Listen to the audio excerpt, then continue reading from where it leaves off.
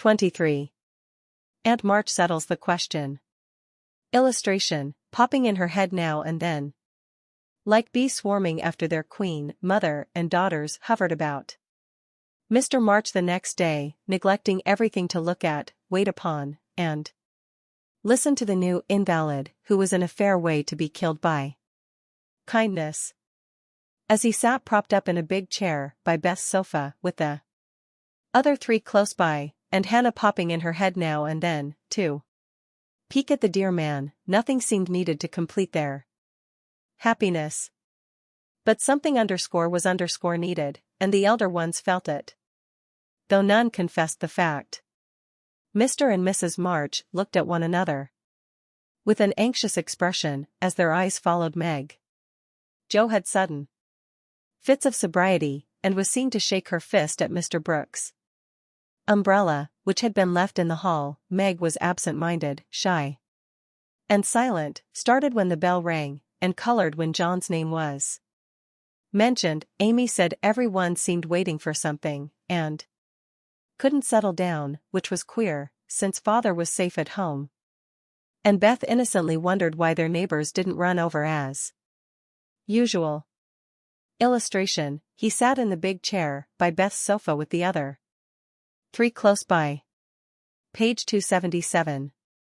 Laurie went by in the afternoon, and, seeing Meg at the window, seemed suddenly possessed with a melodramatic fit, for he fell down upon one knee in the snow, beat his breast, tore his hair, and clasped his hands imploringly, as if begging some boon, and when Meg told him to behave himself and go away, he wrung imaginary tears out of his handkerchief and staggered round the corner as if in utter despair.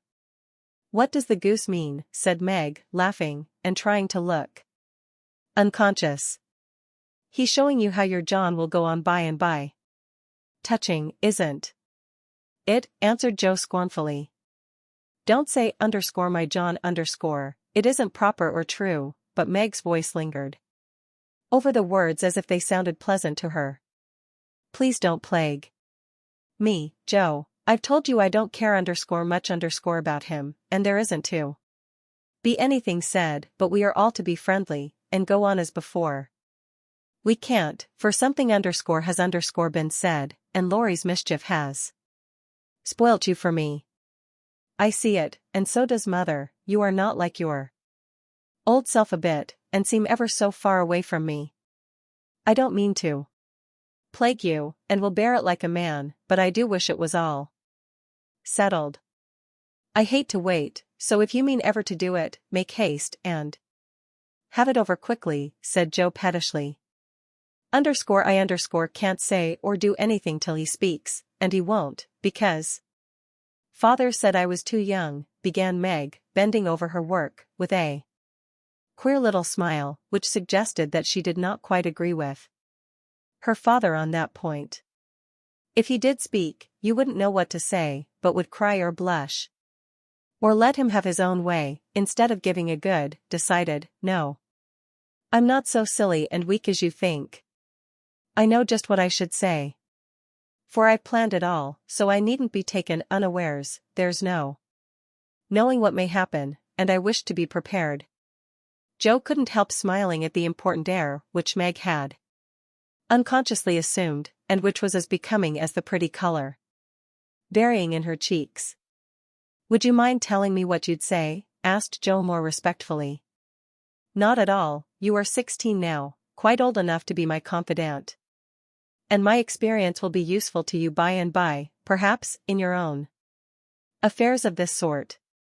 Don't mean to have any. It's fun to watch other people philander, but I should feel like a fool doing it myself," said Jo, looking alarmed at the thought. "I think not, if you liked anyone very much, and he liked you." Meg spoke as if to herself, and glanced out at the lane where she had often seen lovers walking together in the summer twilight. "I thought you were going to tell your speech to that man," said Jo, rudely shortening her sister's little reverie. "Oh, I should merely say, quite calmly and decidedly, thank you, Mr. Brooke, you are very kind, but I agree with father that I am too young to enter into any engagement at present, so please say no more, but let us be friends as we were. That's stiff and cool enough. I don't believe you'll ever say it. And I know he won't be satisfied if you do.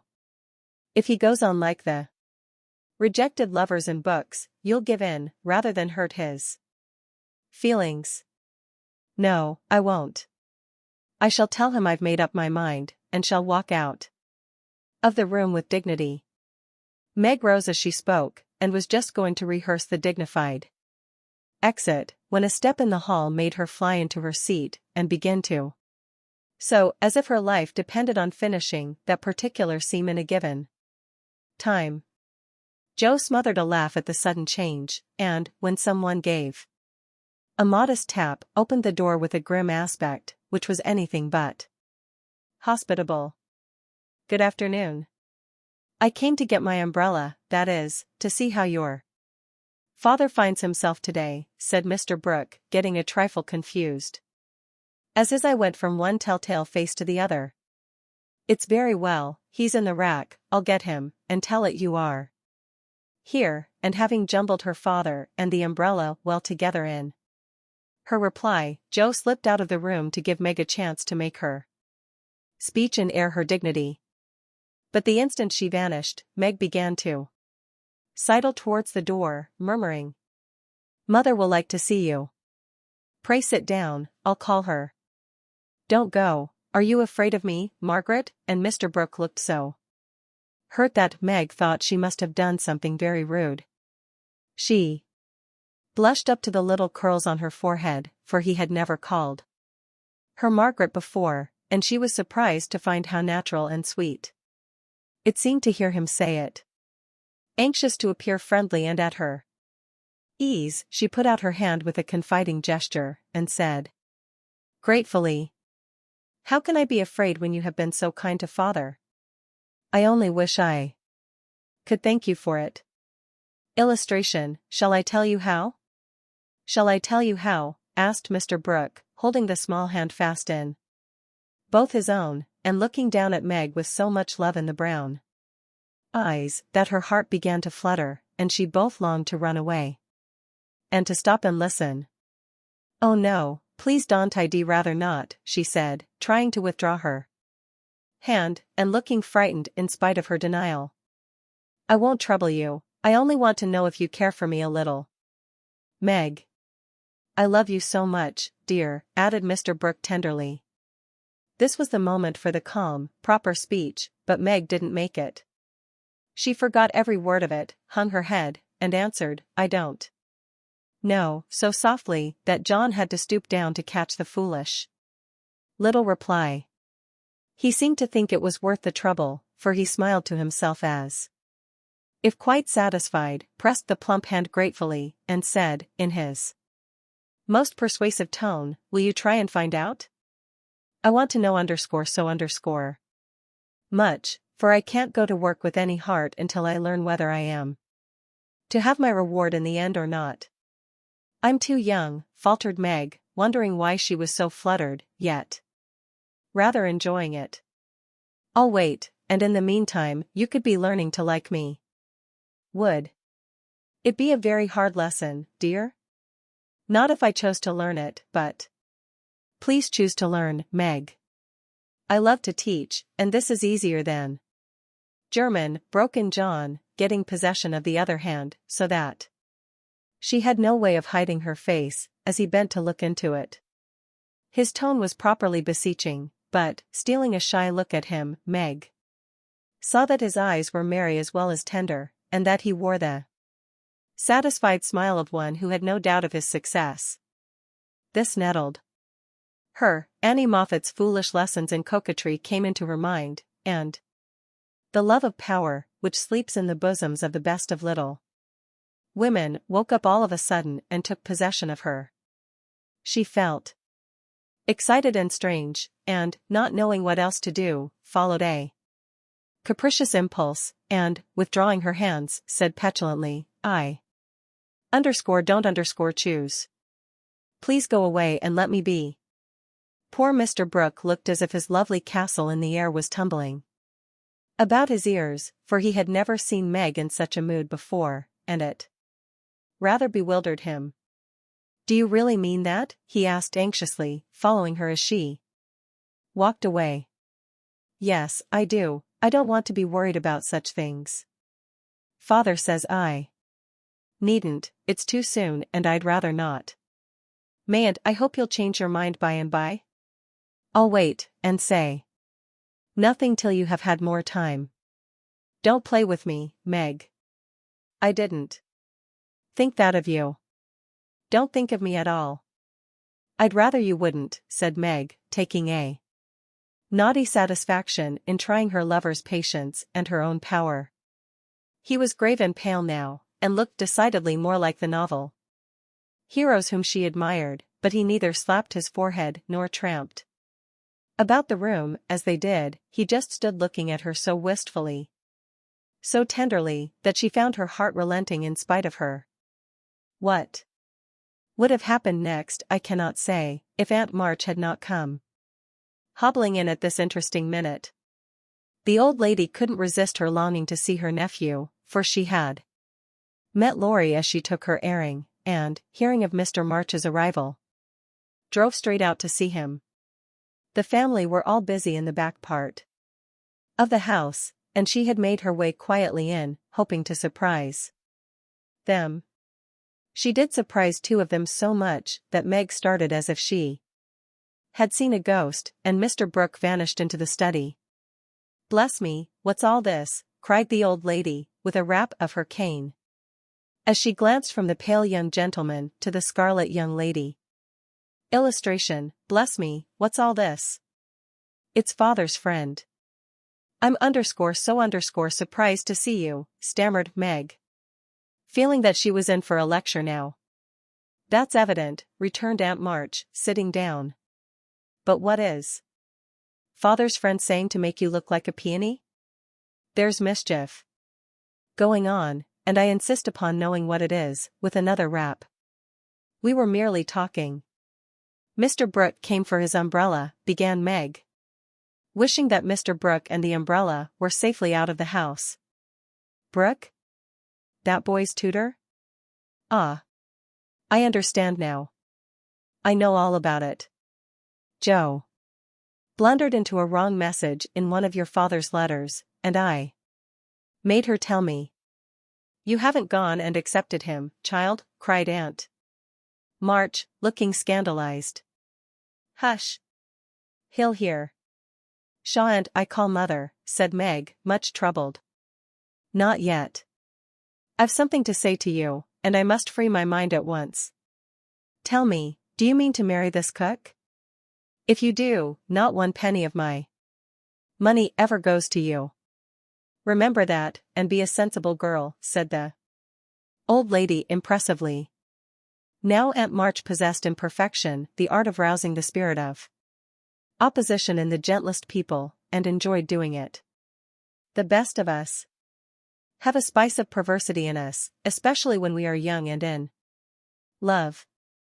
If Aunt March had begged Meg to accept John Brooke, she would probably have declared she couldn't think of it, but as she was peremptorily ordered not to like him, she immediately made up her mind that she would. Inclination as well as perversity made the decision easy, and, being already much excited, Meg opposed the old lady with unusual spirit. "I shall marry whom I please, Aunt March, and you can leave your money to anyone you like," she said, nodding her head with a resolute air. "Highty-tighty. Is that the way you take my advice, miss? You'll be sorry for it, by and by, when you've tried love in a cottage, and found it a failure." "It can't be a worse one than some people find in big houses," retorted Meg. Aunt March put on her glasses and took a look at the girl, for she did not know her in this new mood. Meg hardly knew herself, she felt so brave and independent, so glad to defend John, and assert her right to love him if she liked. Aunt March saw that she had begun wrong, and, after a little pause, made a fresh start, saying, as mildly as she Now, Meg, my dear, be reasonable, and take my advice. I mean it kindly, and don't want you to spoil your whole life by making a mistake. At the beginning, you ought to marry well, and help your family. It's your duty to make a rich match, and it ought to be impressed upon you. Father and mother don't think so, they like John, though he is poor. Your parents, my dear, have no more worldly wisdom than two babies. I'm glad of it, cried Meg stoutly. Aunt March took no notice, but went on with her lecture.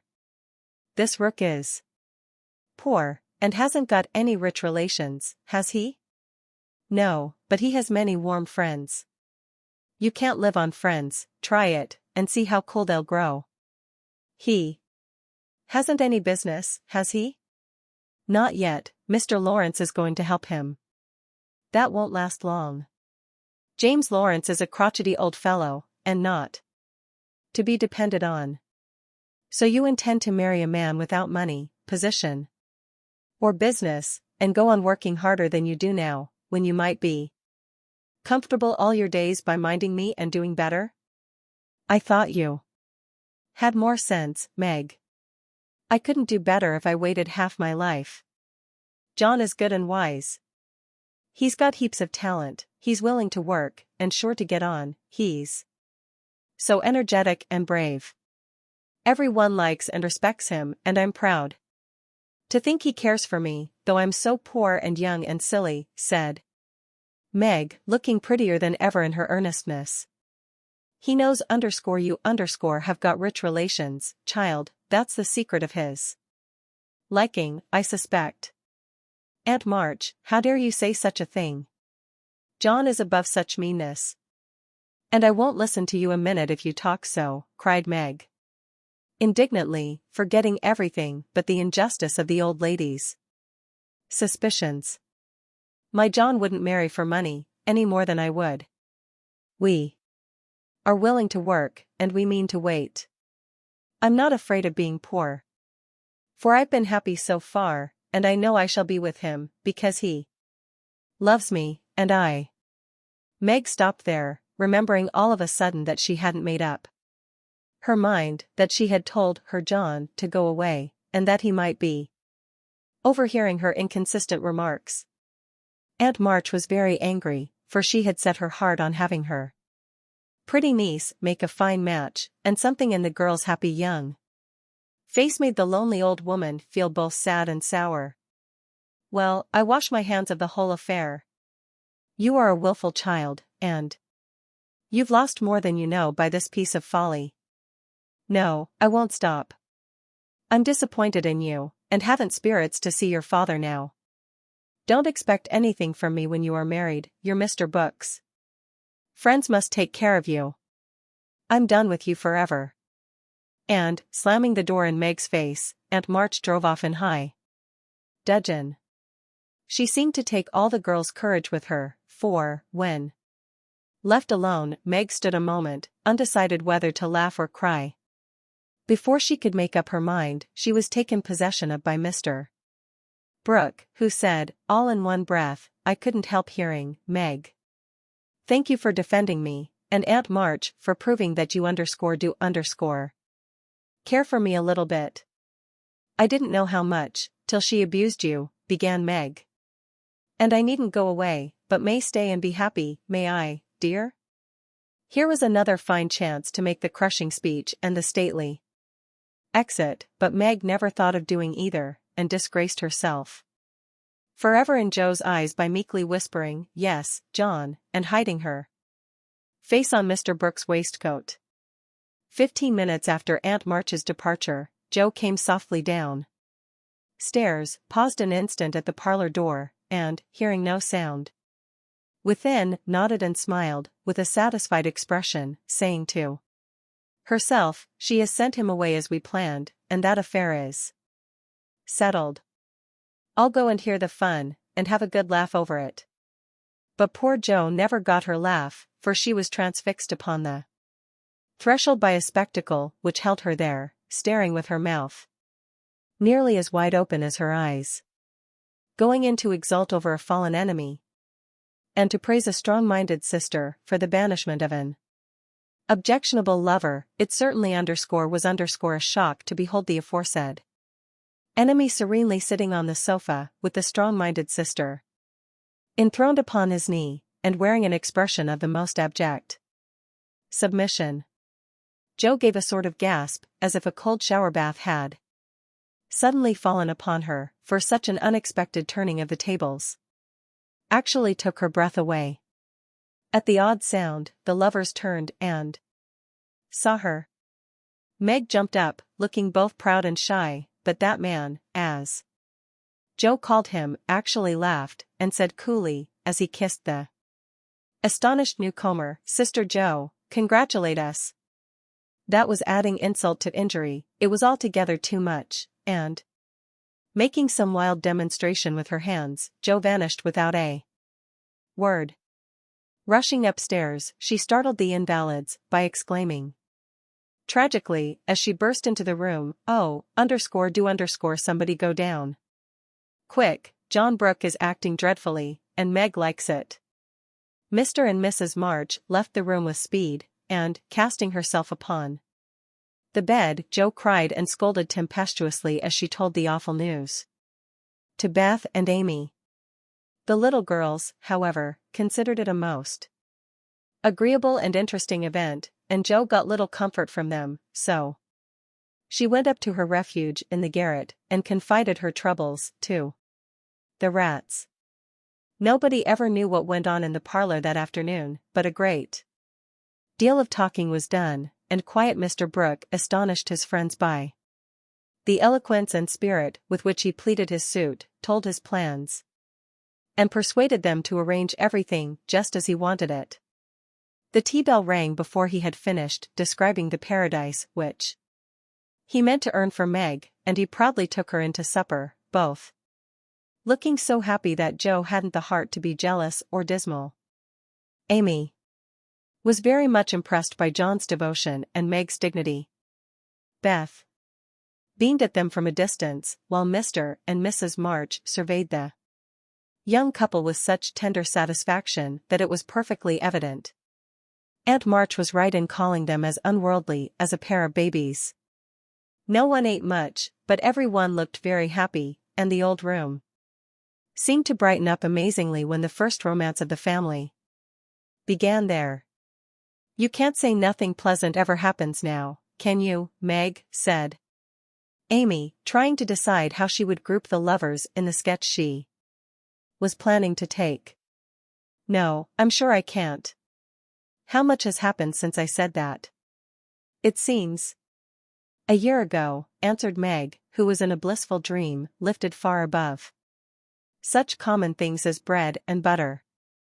"The joys come close upon the sorrows this time, and I rather think the changes have begun," said Mrs. March. "In most families there comes, now and then, a year full of events. This has been such an one, but it ends well, after all." "Hope the next will end better," muttered Jo, who found it very hard to see Meg absorbed in a stranger before her face, for Jo loved a few persons very dearly, and dreaded to have their affection lost or lessened in any way. "I hope the third year from this will end better. I mean it shall, if I live to work out my plans," said Mr. Brooke, smiling at Meg, as if everything had become possible to him now. "Doesn't it seem very long to wait?" asked Amy, who was in a hurry for the wedding. "I've got so much to learn before I shall be ready, it seems a short time to me," answered Meg, with a sweet gravity in her face, never seen there before. "You have only to wait, I am to do the work," said John, beginning his labors by picking up Meg's napkin, with an expression which caused Jo to shake her head, and then say to herself, with an air of relief, as the front door banged, "Here comes Laurie. Now we shall have a little sensible conversation."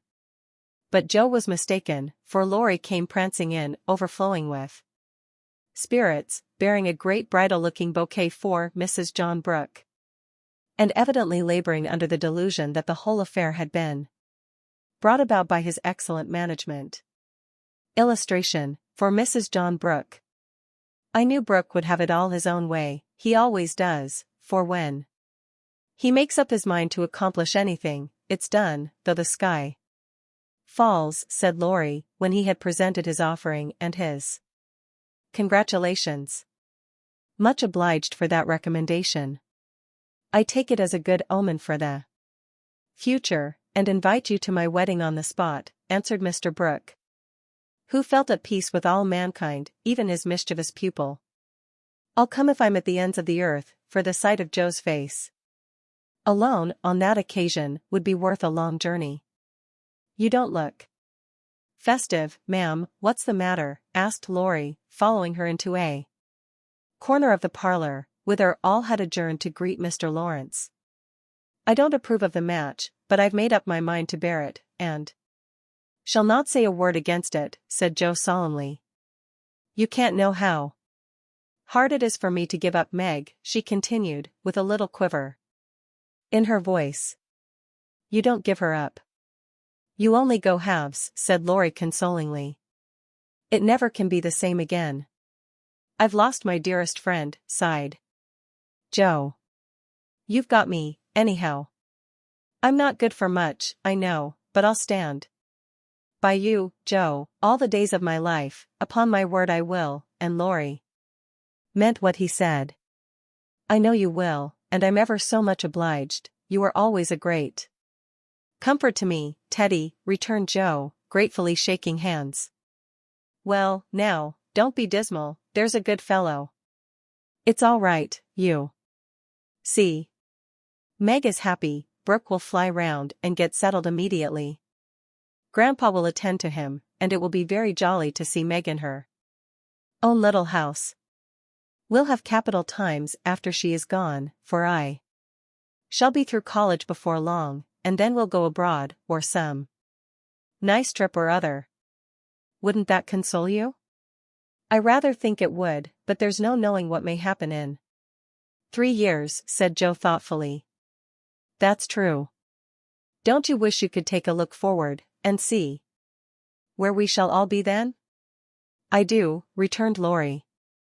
I think not, for I might see something sad, and every one looks so happy now, I don't believe they could be much improved, and Joe's eyes went slowly round the room, brightening as they looked, for the prospect was a pleasant one. Father and mother sat together, quietly reliving the first chapter of the romance which for them began some 20 years ago. Amy was drawing the lovers, who sat apart in a beautiful world of their own, the light of which touched their faces with a grace the little artist could not copy. Beth lay on her sofa, talking cheerily with her old friend, who held her little hand as if he felt that it possessed the power to lead him along the peaceful way she walked. Joe lounged in her favorite low seat, with the grave, quiet look which best became her, and Laurie leaning on the back of her chair, his chin on a level with her curly head, smiled with his friendliest aspect, and nodded at her in the long glass, which reflected them both. Asterisk asterisk asterisk asterisk asterisk. So grouped, the curtain falls upon Meg, Joe, Beth, and Amy. Whether it ever rises again, depends upon the reception given to the first act of the domestic drama, called Little Women. Illustration, Home of the Little Women. The second part. Illustration, The Dove Cote.